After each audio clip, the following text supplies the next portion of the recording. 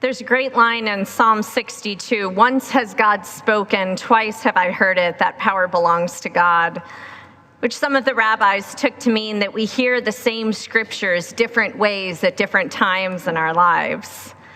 Some years, when I have read the Epiphany story, I have been in a space of wanting so much for God to reveal something to me, for there to be a clear star, a message to follow, hoping for direction or a beloved or a solution.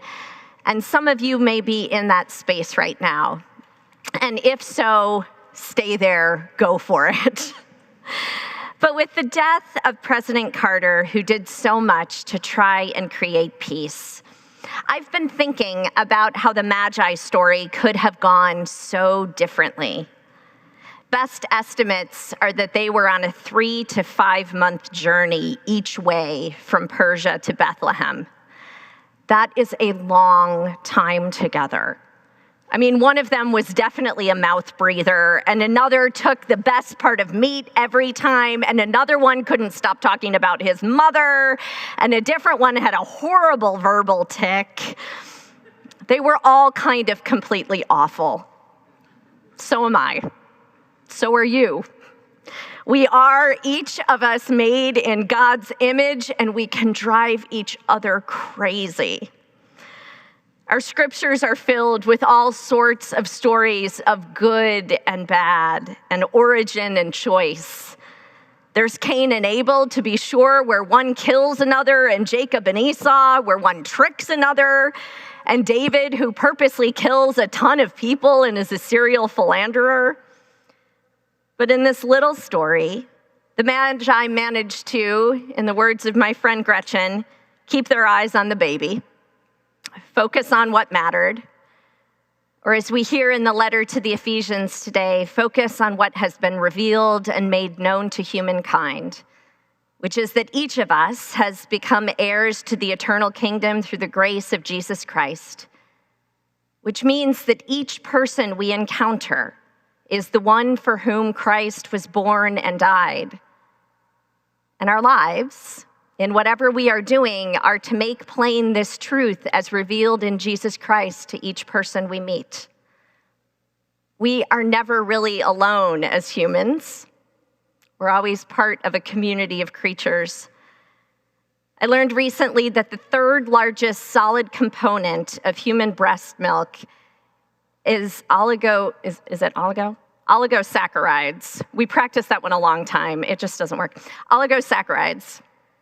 They are not digestible by the human body, and they're not for us. They exist in human breast milk for the bacteria that lives in our intestines. We are a community of creatures from the very beginning.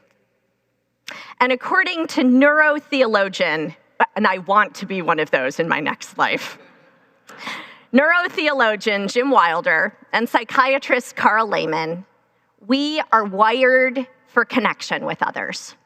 Wilder and Lehman describe something called relational connection circuits, which is how we are wired by God to connect with others.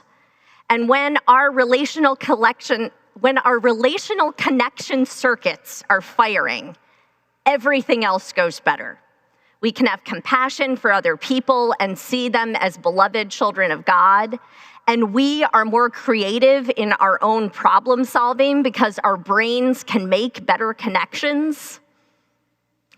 But when those circuits get out of whack, we can drive each other really crazy.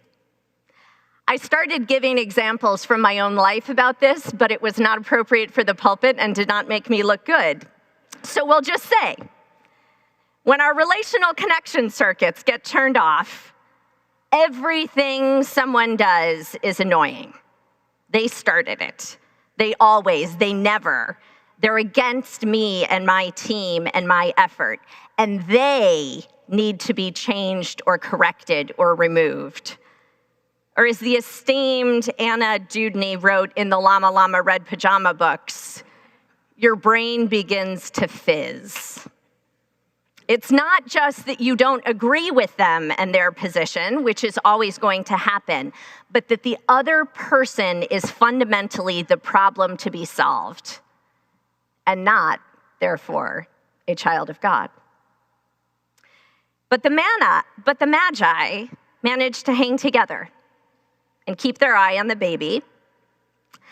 And if we're interested in being like the Magi and keeping our eye on the baby to help reveal the truth of the gospel, then we have to attend as best we can to our relational connection circuits, to be able to see other people as God's beloved and worthy of our attention and being listened to.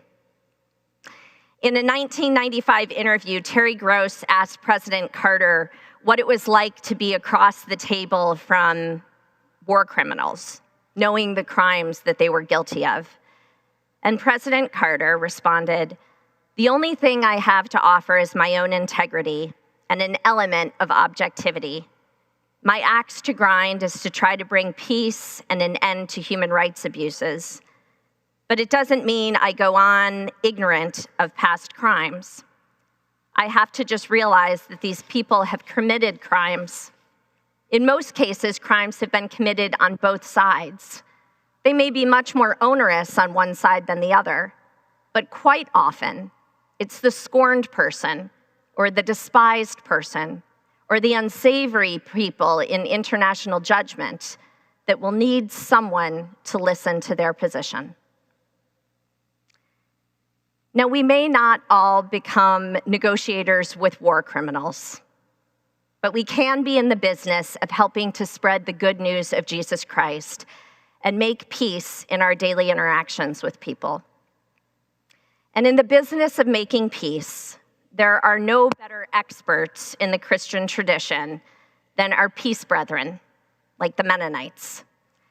So in meditating on the work of the Magi together, I want to share with you what Pastor Charlotte Suyuki Lehman of Reba Place down the street ascribes to and preaches to help move towards getting her relational connection circuits turned back on when they get out of whack.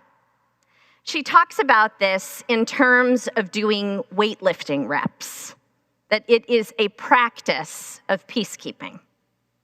So when your brain begins to fizz, when you are seeing someone as the problem to be solved, Pastor Charlotte says, when you recognize that's happening, then you can go about getting them turned back on and engage with them as a person for whom Jesus came to live and die.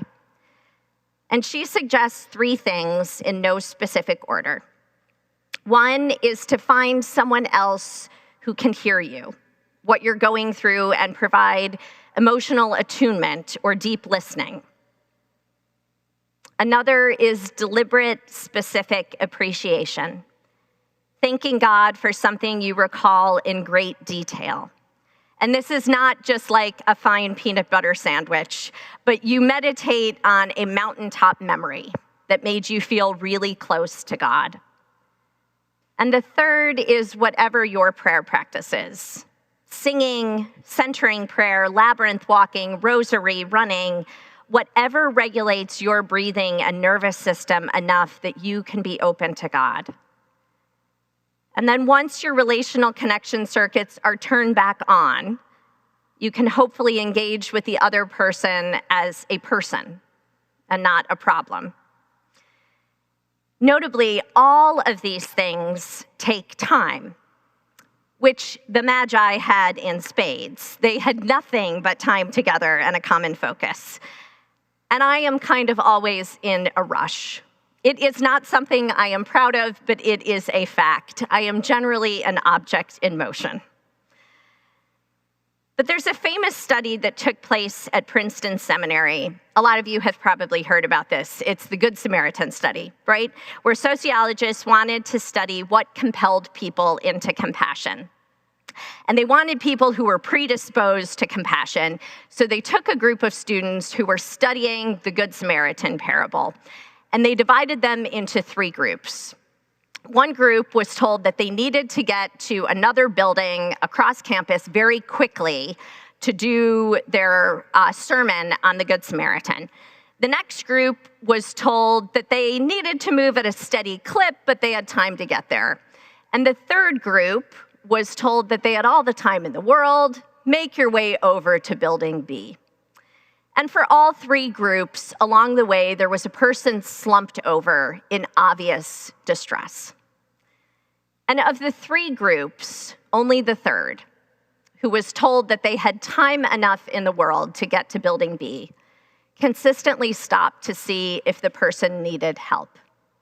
The first group, which was told they needed to get to the other building quickly, frequently reported that they didn't even see the person slumped over on the side. It takes time in our brain to be able to have compassion and peacekeeping. Friends, in this year and in all years, our job is to share the good news of Jesus Christ with everyone we meet. And to do that, we need to be able to encounter one another as beloved children of God and instill peace where we can, so much as it is up to us. So may we be like the Magi and try to keep our eyes on the baby. And when our brains begin to fizz, to take a breath and work towards a peaceable kingdom once again, so that we can continue to spread the good news of Jesus Christ. Amen.